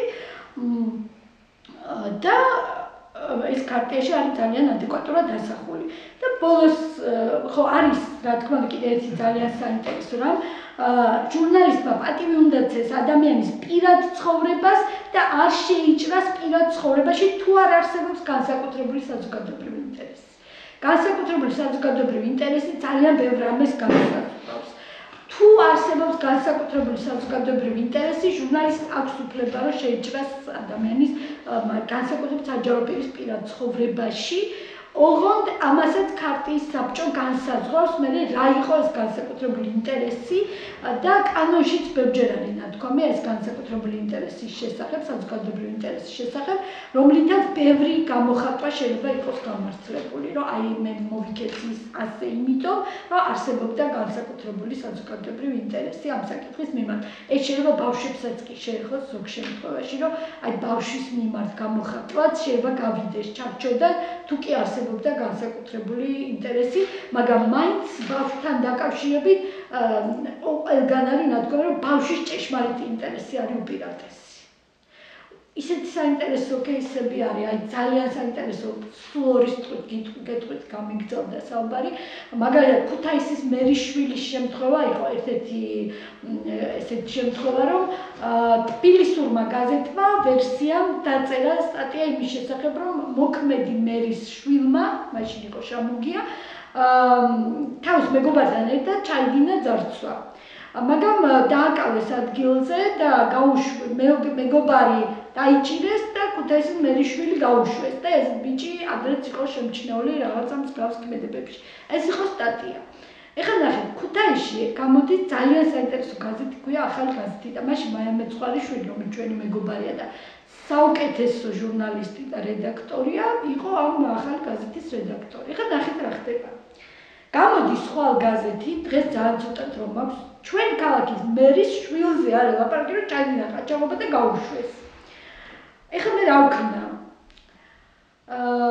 ან უნდა დავადასტურო ნამდვილად, რომ ესე მოხდა, ან უნდა მივაჩუმათო და ვთქვა, რომ ბავშვის ინტერესია, რომ მე ეს ბავშვი იყო 16 წლის, ანუ არ იყო 18 წლის. ეხლა რა ვქნა, რომელია თავარი, რომელს მივანიჭო უპირატესობა, ბავშვის უფლებები დავიცვა და ხმა არ ამოვიღო, თუ ქარტიაშიც არის ესეთი მუხლი, რომ არ მივაჩუმათო მნიშვნელოვანი ამბავი და საერთოდ გაზეთის რეპუტაცია ეჭვქვეშ დგება, იმიტომ რომ თბილისური გაზეთი წერს, რომ შენი მერიშვილმა ყაჩაღობა ჩაიდინა და გაუშვეს და მის მეგობარ ჩასვეს. და შენ თუ თავმოყარე გაზეთი ხარ, ხა არაფერი არ თქვა მის შესახებ როგორ გამოვა. და თვითონ მაია მეცხვარიშვილმა აიღო თავის თავზე ეს ამბავი, წავიდა, გადაამოწმა ყველაფერი, იცი გადამოწმებად შეიძლება და აბსოლუტურად არავინ არსად არ დაუდასტურა საჯაროდ რამე ინფორმაცია, რომელიც ნამდვილად მიცემდა მას ყარსაფუძველს, ეთქვა, რომ ეს მოხდა. ერთადერთი, რაც მან იცოდა არაოფიციალურად, იყო ის, რომ მერმა დაწერა მეორე დღეს გადადგომის შესახებ განცხადება, მას არ უნახავს მაიას ეს განცხადება, მაგრამ ნახა ადამიანი, რომელმაც ნახა ეს განცხადება და ის მას ენდობოდა. რა თქმა უნდა, უთხეს რომ განცხადება დახიეო და არავის ეს ადამიანი არ გაუთავისუფლებია ამის გამო სამსახურიდან. მაგრამ მან განცხადება დაწერა და რა თქმა უნდა, ხა რა კი განცხადება დაწერა, ეჭვით ძლიერდებოდა, რომ ეს ამბავი არის სინამდვილე. მოგეთ მაიამ ყველაფერი დაწერა, რომ აქ მივედი და ვერ დამიდასტურეს, აქ მივედი ვერ დამიდასტურეს, აქ მივედი ვერ დამიდასტურეს, აქ მივედი ვერ დამიდასტურეს. არსებობს ინფორმაცია, რომ დაწერა განცხადება მერმა, მაგრამ ესეც არ დასტურდება, რომ ნამდვილად ისეთი განცხადება აქვს დაწერილი, მაგრამ ჩვენ მაინც ამ ინფორმაციას ვდებთ, იმიტომ რომ ეს ეხება ჩვენ ქალაქს და არის მაღალი საზოგადოებრივი ინტერესი, რომ ერთი ადამიანი დაჭერილია და მეორე ადამიანი გაშვებულია, რომელიც არ ვიცით სინამდვილეში რამეში მონაწილეობდა თუ არა. აი ეს იყო წერილი. ეხლა ყველა ფორუმზე ეს წერილი განიხილეს, სადაც კი იყო ეთიკაზე საუბარი, რომ სწორი იყო თუ არა, რომ წერილი გამოქვეყნდა. და მივედით ყველა ერთობლივად ორ დასკვნამდე. პირველი, რაც პირდაპირ აღიარა ამ ახალმა გაზეთმა, იყო ის, რომ ფოტო იყო ბავშვის. რაც იყო დიდი დარღვევა, მის ინტერესების დიდი შევახვა, იმიტომ რომ არ დაუდასტურდა ამანაირად და ფოტო არ უნდა ყოფილიყო. ეს უცებ გადავჭერთ ეს საკითხი, რომ ფოტო არ უნდა ყოფილიყო, მაგრამ დადგა მეორე საკითხი და ეთიკის კუთხით ეს იყო ძალიან მნიშვნელოვანი, რომ არ უნდა დასახელებულიყო ბავშვის გვარი არსად. მიუხედავად იმისა, რომ მერის შვილი იყო და ეხლა მერის გვარი ყველა მიწოდა და ამავე გვარი ყველა მიწოდა ქუთაისში. მაგრამ ნახეთ, რას გეუბნება ეთიკა და როცა არის მაღალ სტანდარტზე ლაპარაკი. ამ ბავშვს ყველაფერი არ დაუმტკიცდა სინამდვილეში, თუმცა ქუთაისში ეხლა ყველა ამბობს, რომ რა თქმა უნდა იყო. შეიძლება გავიდეს ბევრი წელი და ჩაწეროთ დღესაც ამ ბავშვის სახელები არის Google-ის ძებნაში და ამოგიგდებთ ამ სტატიას, რომელიც გეუბნება, რომ ამ ადამიანმა შეიძლება ჩაიდინა ყაჩაღობა, რომელიც არ დაუმტკიცდა. ხო და ასე რომ იქ რო არ ყოფილიყო გვარი და მაგალითად ყოფილიყო ინიციალები, ხო ყველას ეწოდინებოდა ის ინიციალები როგორ იშიფრება, მაგრამ წლების შემდეგ უკვე მოძებნა ამ кейსის იქნებოდა შეუძლებელი. და დღეს ეს кейსი იძებნება. ასე რომ ამაზე შევთანხმდით, რომ ესეთ შემთხვევაში, რაც უნდა აბსურდად ჩანდეს იმ მომენტში, რომ მერის შვილის სახელს და გვარს არ დაწერდა, ასოებს დაწერ, ეს არის სწორი ეთიკის კუთხით, იმიტომ რომ შენ იცავ ბავშვის საუკეთესო ინტერესს ამითი, რომ მას რა კი არ უმტკიცდება არაფერი, მოკლედ ასე შემდეგ, რომ მისი გვარის და აი ამ კონკრეტული შემთხვევის მოძიება ინტერნეტის საშუალებით აღარ იყოს შესაძლებელი.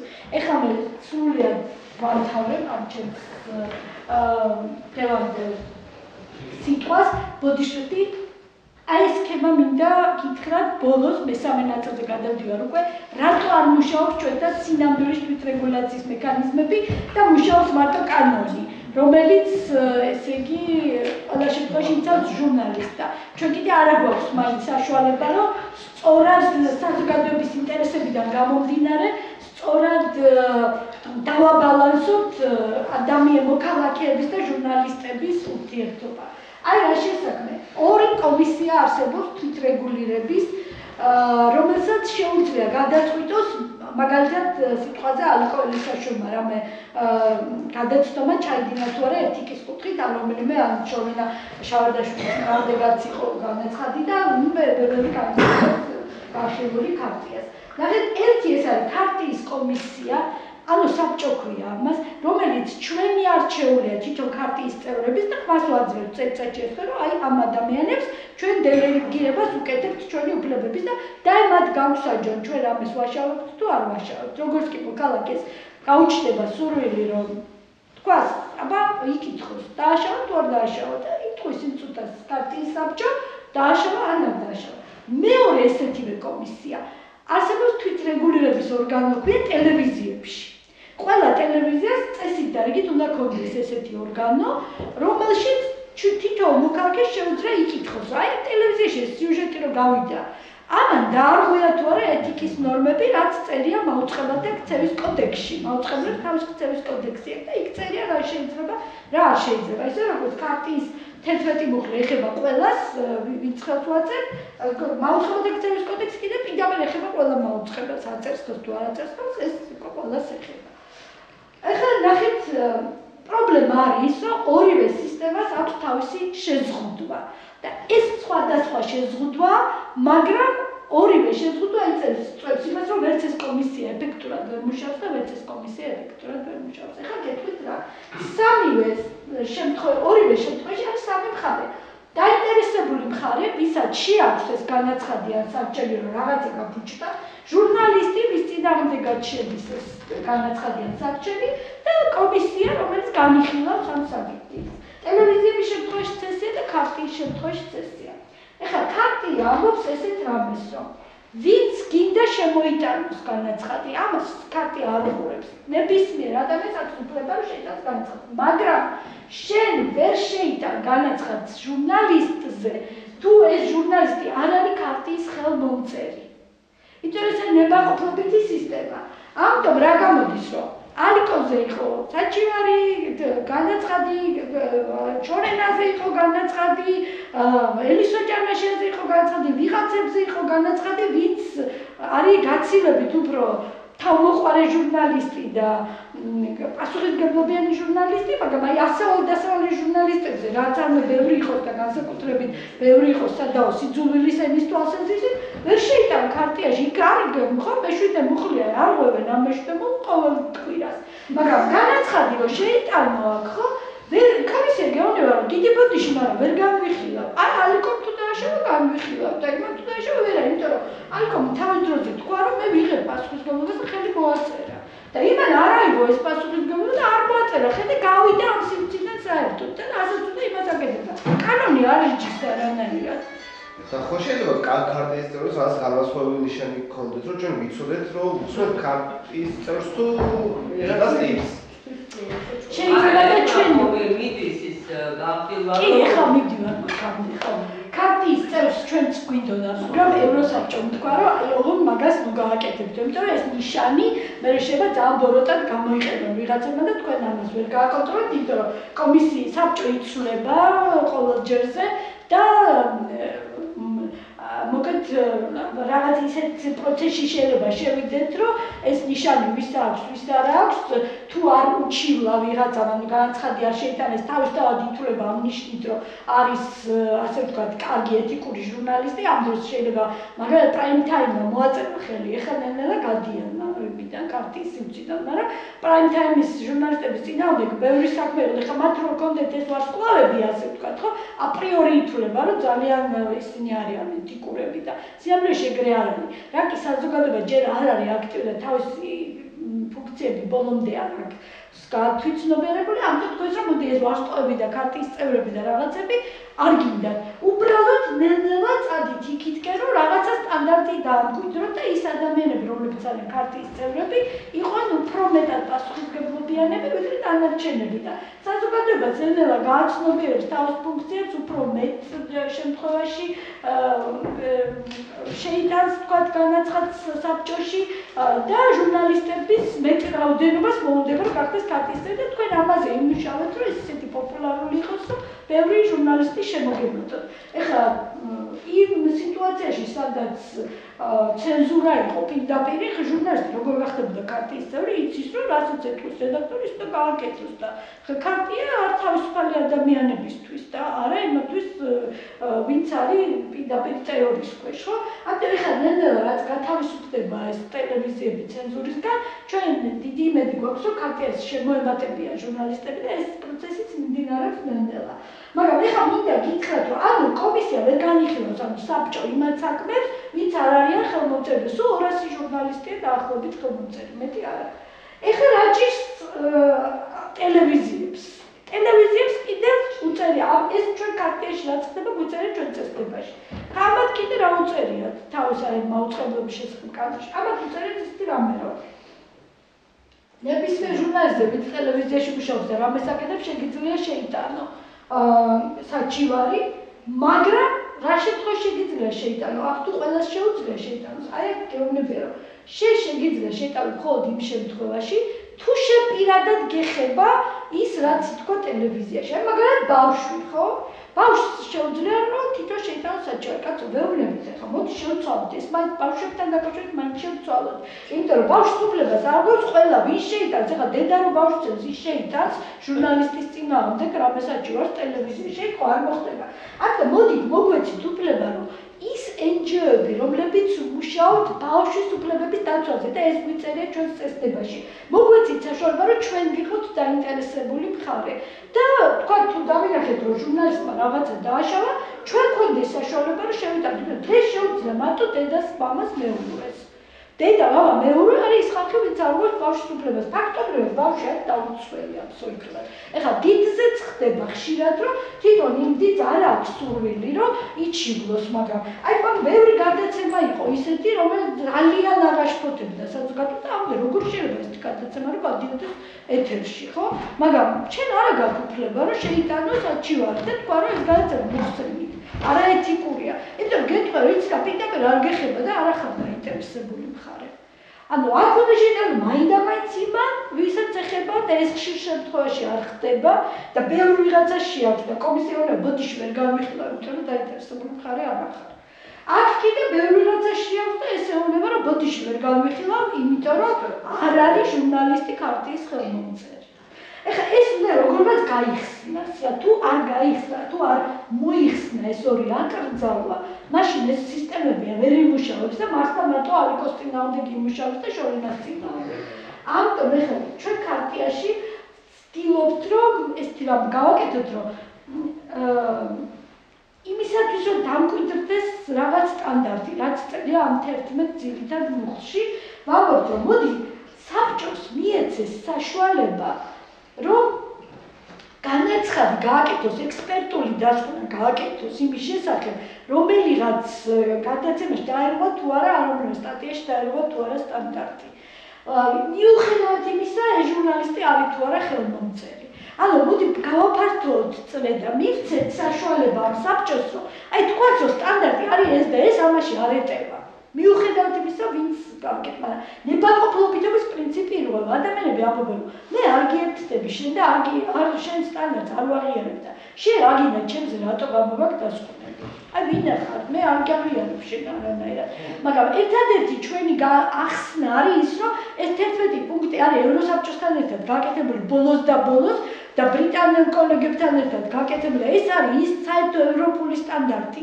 რაც არის ყველგან და ამიტომ ახლა შენ თუ ამ სტანდარტიდან გადიხარ ჩვენ არ გერჩით არაფერს უბრალოდ გეუბნებით რომ შენ ამ სტანდარტში ჩვენ ვეუბნებით საზოგადოებას რომ აი ეს ამ სტანდარტში ვერ ეტევა კანონი არ ერჩის არაფერს მაგრამ ამ სტანდარტში არ ეტევა 3 წელი ვცდილობთ რომ გავაფართოვოთ მოკლედ აი ეს სფერო სადაც შეიძლება რომ ქართიამ რაღაც განაცხადები გააკეთოს და სტანდარტის დამკვიდრებისთვის იბრძოლოს და ვერ გავაკეთეთ, იმიტომ რომ ძალიან მაღალი კვორუმი მიდევს 2/3 უნდა იყოს თანახმა, რომ წესდებაში რამე შეიცვალოს, ჩვენ თავიდანვე მაღალი კვორუმი ჩავდეთ, იმიტომ რომ იქ რაღაც ერთი მუხლები იყო, რომ არ გვინდოდა იმის შეცვლა.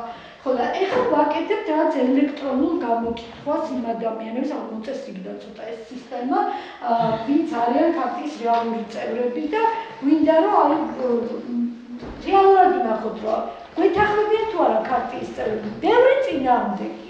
და ამბობს რომ ნებაყოფლობითობა უფრო მნიშვნელოვანია ვიდრე სტანდარტის დამკვიდრება. ეხლა უნდა ავირჩიოთ ან სტანდარტის დამკვიდრებისთვის ვიბრძოლოთ, ან თქვათ რომ აი ნებაყოფლობითობა არის პირველი პრიორიტეტი და ამის ჩარჩოდან არ გავთ. მაგრამ ქართია იხარშება ამ თავის წვენში და ვეღარ ვითარდება იმის გამო რომ გვერდზე ბევრი ცუდი რაღაცა ხდება და ჩვენ ხმას ვერ ვიღებთ.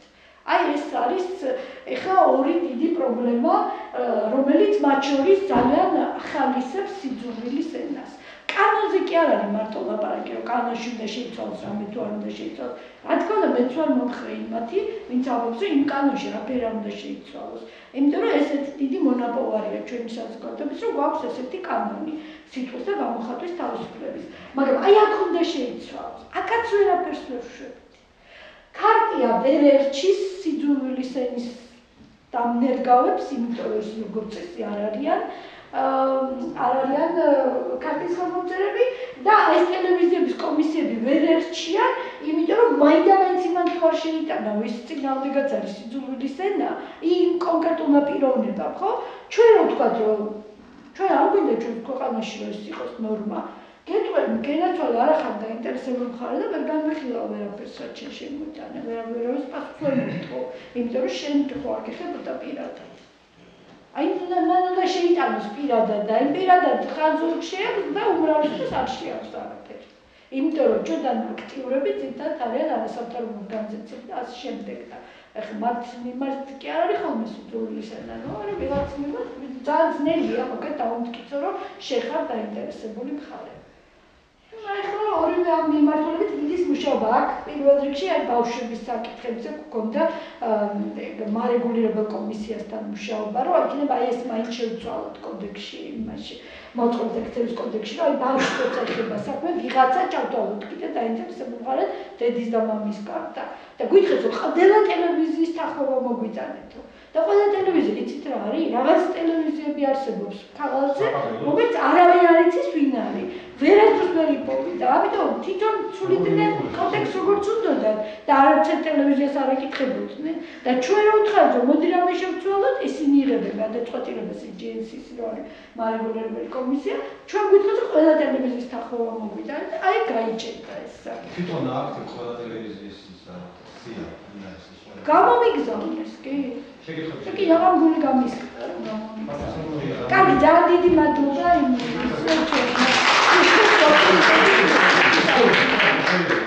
ბატონო. შეკითხები. კი ბატონო. აი ჩვენ როდესაც ვამბობთ რომ სიზურილის ენა. დიახ. ხო, რამდენი კონკრეტულ მაგალითს მოვიწყე, კავკასიათის ხალხა ბანიაშვილი არის გადასენაში. ბანიაშვილმა შეურაცხყოფა მიაყენა მთელ კლასს, მუშათა კლასს და დედა შეიძინა. ეკაკოსიტად ნული რეაქცია პირიქით მოუწონა, გავუღიმა და გააგრძელებინა იმავე სტილში მას ეს მოქმედება. ქარტიამ არანაირი რეაქცია ამაზე არ მისცეს. არა, ქარტიის საქმე არ იყო. ეგ არის კანონის საქმე, ვილაპარაკე მაგაზე ბევრი თავი დაწერა ესეთი ინფორმაცია ჟურნალ ტაბლაში. რომ თუნდაც ქუთაისში გაფიცული მუშები იდნენ ქართლისი და გაუკეცა მუშებს სახეში აკუთვნილ. ეს ერთი. მეორე, სათაური მისცეს და კავშირი ბოროტება. ხა წარმოვიდგინეთ რომ იმის მაგალითად ჩართოს თავად ბაპტისტური ეკლესია ბოროტება. რეაქცია იქნება ქართლში. ქართიაში არ არის საქმე. ბევრი ვილაპარაკე დათო მაგაზე, ანუ ეს არის გამოხატვის თავისუფლება ერთ შემთხვევაში, სხვა შემთხვევაში არ არის. კანონი ძალიან მკაფიოდ ნიშნავს რა არის ვიღაცის აზრი და რა არის ცილისწამება და ასე შემდეგ. მოკეთ ეს არის უარა უხავსობა, როცა დედას აგინებ ვიღაცას ეთერით, ხო? კი, სასამართლომ უნდა დაადგინოს, რომ შენ შელახე საყოველთაოდ დადგენილი ეთიკური ნორმა. ეხლა რა თქმა უნდა, დედას რო აგინებ ვიღაცას პირდაპირ ეთერში, სასამართლო ალბათ დაადგენს, რომ კი, შეილახა საყოველთაოდ დადგენილი ეთიკური ნორმა. მაგრამ ეს არის კანონქვემდებარე, ეს არის ქარტიის ქვემდებარე. მოდით რა გავუმიჯნოთ. კანონი არის სხვა, ეთიკა არის ის, რაზეც შეთანხმდება რაღაც ვიწრო ჯგუფი. ლექსად შეადგინა და ლექსად გიგო. ხო, თუ იმის რომ რაღაც ლიტერატურული ღირებულება ქონდა ამ მოხამსობას, რასაკვირველია მაშინ სასამართლო ითხოვს ეს შევხვდება. აი რატომ ვერ ხერხდება, მიუხედავად იმისა, რომ ასეთი მაღალი წარმოდგენა ჩვენს მედია კორპუსს თავის თავზე, რომ შექმნა თანამედროვე ევროპული ტიპის პროფესიული გაერთიანება საკუთარი შრომითა სოციალური ინტერესების წარმომადგენლობის მიზნით. პრივატიზაციის კი არის, პრივატიზაცია არასამთავრობო შეიჭრება. არა, შუაშია უნდერმე. აი მაინც როგორც ჩვენი შეხვედრის თემა გაშია პრობლემა, რომ აი ვერ ახერხებს ეს მედია კორპუსი, თუნდაც სირიცხონალ ორგანიზებული პროფესიული შექმნის მედიაში. ნუ იმიტომ რომ მედია იყო ძალიან დიდწილად ცენზურის ქვეშ, ასე ვთქვათ, გაკონტროლებული და გაკონტროლებული მედია სად შექმნიდა ახლა პროფკავშირს არის გამორიცხული. ადამიანები ფიქრობდნენ, რომ რომელიმე ხელფასი არ დაეკარგა და აკეთებდა ყველაფერს დიდი ნაწილი ჟურნალისტების ესე იყო და ამიტომ ახლა ის ნაწილი, რომელიც იყო ამ უბედურ მდგომარეობაში, ის არანაირად არ ფიქრობდა პროფკავშირზე. უნდა გათავისუფლდეს მედია და გათავისუფლებული მედია, მაგრამ თუ მოუნდება პროფკავშირის შექმნის და თუ მოუნდება რაღაცა სხვა შექმნის. მაშინ იმპერატორი ალექსანდრე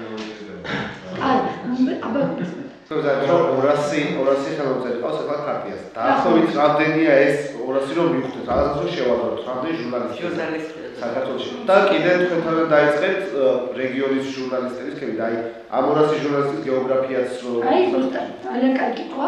ამორასის ჟურნალისტის დიდი უმრავლესობა არის რეგიონული ჟურნალისტები. თბილის ეხლა რამდენი ჟურნალისტია ვერ გეტყვით, მაგრამ საქმე ის არის, რომ ტელევიზიებიდან, მაგალითად, სადაც ჟურნალისტების უმრავლესობა არის დასაქმებული, ფაქტობრივად იცით რა, ეს თავის დროზე ჩიჩო ადამიანი გამოგვიგზავნის. მაკა ფანქველაშვილი იყო ერთი ხელმომწერი ერთი ტელევიზიიდან, ნადია კობერიძე იყო მეორე ტელევიზიიდან ერთი ხელმომწერი და აი ეს იყო საზოგადოებრივი მაუწყებლიდან მგონი არავინ არ იყო. ბერიშაული გეგეჭკობა ჩიჩონ გამოთქვა სურვილი რომ გამხდარიყო ქართლის წევრი რადიოში მუშაობს. ანუ ეს ძირითადად ჟურნალისტები იყვნენ რეგიონული რეგიონებიდან და პლუს იყვნენ საგაზეთო ჟურნალისტები, რომლებიც არ იყვნენ ისეთი წნეხის ქვეშ, როგორიცაც ქვეშ იყვნენ ტელევიზიის ჟურნალისტები. დიდხანს მაესტროსთან მქონდა მოლაპარაკებები და რაღაცნაირად ვერ მივიყვანეთ იქამდე. ამბობდნენ რომ ერთად გვინდაო მთელი მაესტროს შემოქმედებით ჯგუფი გახდეს და ჩვენ კიდევ მქონდა ძალიან მკაცრი ნორმა, რომ თითოეული ადამიანი უნდა იყოს ხელმომწერი და არა ჯგუფურად, იმიტომ ჯგუფური პასუხისმგებლობა აქ არაფერში არ არის. თითოეულმა ჟურნალისტმა უნდა აიღოს პასუხისმგებლობა, რომ ამ 11 პუნქტს დაეწყო. თეონა არის, კი მაგრამ თეონა არ მუშაობდა მაშინ მე მგონი მაესტროში. ნუ ესე აქ-იქ არის. კი ბატონო. როგორც ექსპერტი უნდა გითხრათ, როგორც ექსპერტი და თქვენ პასუხი მაინტერესებს. ისი ექსპერტი. როდესაც დიდი ამბავია, სამართლებრივი პირველ რასზე, ბორდი ეცოდება ბორდი ქართულია, ახლა ბორდი მოდელს გადააკეთეს სამართლებრივი. როგორც შეიძლება, ეს საპარლამენტო რესპუბლიკა გახდა, ეს ბორდი გააუქმო, შეიძლება გააუქმო, იქნება არის. ჩემი ვალი არის? რაში როგორც შეიძლება ეს ბორდი გახდა. გადააკეთეს ერთი მეორე დაიშეს, ეს არის სამართლებრივი. ეს ტელევიზია, ეს ტელევიზია. პარლამენტის სამსახურია. პარლამენტის სამსახურია, ეს სერიოზული კაცია. დაუმორჩილო პარლამენტს. პირველი არის და ბორდი საკუთრო, რას თქვენ? აი ძალიან ვრცელი ამბავი არის ხა. თუმცა არის რეფორმა ჩაფიქრებული ძალიან კარგი, მაგრამ რამდენად შევძლებთ რომ განვახორციელოთ ისე როგორც წერია და ეს ფუნქციონზე არ ვიცი, იმიტომ რომ მთელი საზოგადოების ძალისხმევა ჭირდება იმას, რომ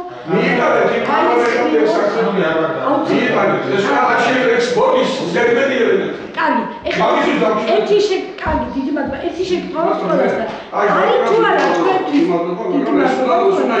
კი ბატონო. არის თუ არა ეხლა თქვენთვის გასაგები აი ეს მექანიზმები რეგულაციის რაც არის კანონში, რაც არის მაშინ რა ქვია ეთიკის ნორმები ქარტიაში ჩადებული და არის თუ არა მთელი სურათი ცხადი. კი, ძალიან სტუდენტებთან, აი ჩვენთან რადიო თავისუფლების მედიის სკოლაში მწადე კი ხალხეს. ხო, მე მგონი ეს ისეთი რაღაც არის, ყველა მოქალაქე უნდა იცოდეს. ძალიან ზოგად ჩარჩოებზე გვაქვს საუბარი გამოხატვის თავისუფლების, იმიტომ რომ ეს ყველას გვეხება ერთნაირად. რისი უფლება გვაქვს კანონით, რისი უფლება გვაქვს თქვათ ეთიკის ნორმებზე დაყრდნობით და რატო არ მუშაობს ეს? მაგრამ მაინც ასე დაწვრილებით, მაინც ფაქტებით, გამყარებული ისტორიებით ისტორიების მაგალითებით საინტერესოა უფრო ახლოს კარგად ახსოვს. მე შეიძლება რომ ძალიან თეორიული არ გამოსულიყო, მაგრამ ეს თუ არ ვიცით, ხო? მაშინ გამოიწვია არაფერი არ ვიცით. 1000 რაღაც შემიძლია გიამბოთ, მაგრამ ეს ზოგადი ჩარჩოები აუცილებლად უნდა ვიცოდეთ და მე მგონია რომ ეს იყო დღეს ჩემი პასუხისმგებლობა, რომ ეს ზოგადი ჩარჩო თქვენთვისაც გამეხადა გასაგები და ნათელი.